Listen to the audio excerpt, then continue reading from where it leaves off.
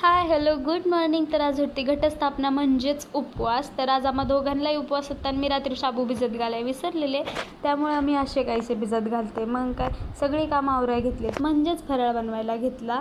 आणि माझ्याकडून आज वडे फसले होते फर्स्ट टाईम, त्याच्यामुळे माझं तेलही खराब झालेलं.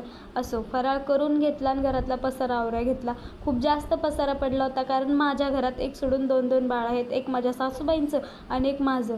मी माझ्या बाळाला म्हणजेच छोट्या साहेबांना खेळणी देऊन खेळत ठेवलं होतं, पण या साहेबांना कितीही खेळणी द्या, काहीही करा, यांना समोरच्याच्या हाताशीच खेळायचं होतं.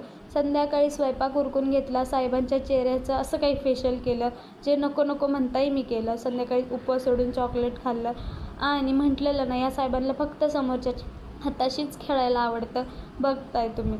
असो, साहेबांशी गप्पा मारत मारत आजचा दिवस असाच संपवला. चला भेटूया नेक्स्ट ब्लॉगमध्ये. बाय.